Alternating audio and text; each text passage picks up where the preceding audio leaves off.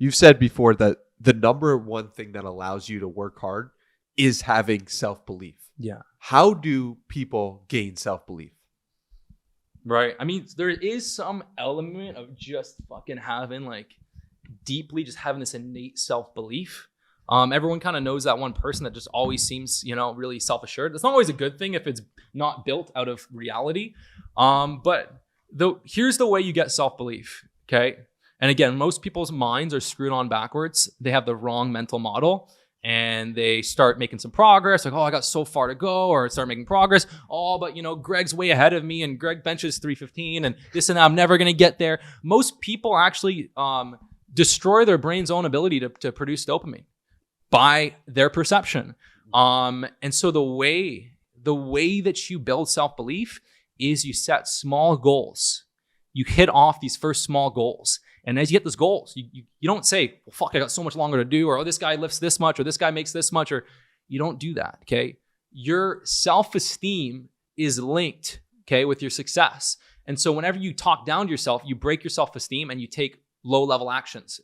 And the same thing is, again, I coach people to get very, very lean. If you screw up your diet and then you start telling you, oh, I'm a failure, that does not help you. That hurts you. It makes things worse. If I screw up on a diet or a client, what you do is you just say, well, mess up a little bit. I'm only human. It happens. Hey, last week I messed up twice. This week I only messed up once. We're making some progress. Now let's see if I can go 2 weeks without messing up. Or last week I went 1,000 calories over. This week only made 800. Okay, so great. That's awesome. Now let's learn from it. Why did I mess up? Why did I go over my calories? Oh shit, maybe I ate this meal that didn't fill me up. So you always want to learn from it. But going back to the previous example, right? So you make a small win and you give yourself encouragement, pat on the back. Hell yeah, Okay, great. We're lifting the 5-pound dumbbells. This is awesome. I was doing 3 pounds last week. And you're like, fuck yeah, I'm a freaking machine. You pump yourself up. You pump yourself up. I'm crushing it. Yes. Hey, you know what? I did my first fast. I fasted for the first 4 hours a day. Fuck yeah, look at me. I don't care if you got 40 pounds of fat. Look in the mirror, like, I'm dead sexy. Oh yeah, like you lose your first pound.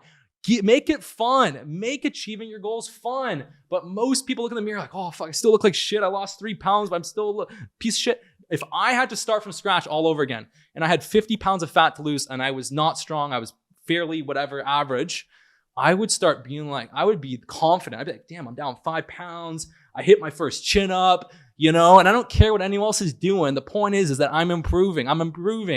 And that's how you're going to, A, build self-belief, B, increase your self-esteem, and C, again, your perception and how you talk to yourself can influence yourself on a much deeper level than we understand, or that people even understand or think. Yeah. And so I can create a different dopamine response based on how I'm saying something.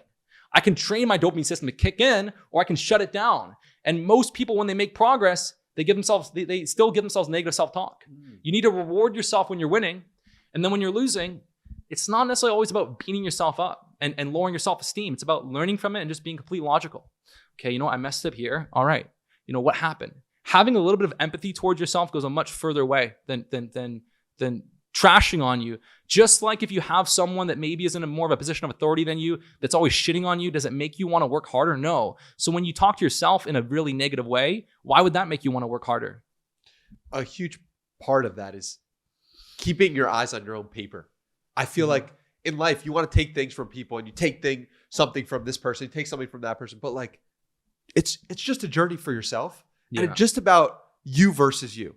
And when you don't have your eyes on other people's paper, oh, look how much Greg could bench press. Oh, look how much. That's like such a negative way to go about life.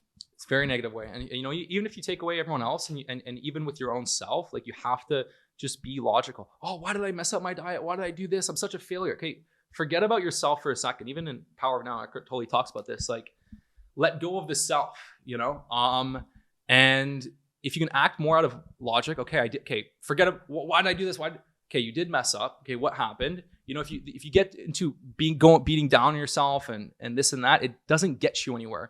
There's no amount of negative self-talk that makes you a better person or makes you take more action. Like, yes. It's literally just be dead ass logical about it. Okay, where did I mess up? All right, let me stop. Like, the beating yourself up doesn't do anything. Why did I beat myself up? Okay. You obviously messed up for a reason. You didn't do it because you didn't do it because you're a loser. You did it for a reason. figure out what that reason is and how do we, it's all just problem solving. And if you get too emotionally affected, you can't do effective problem solving.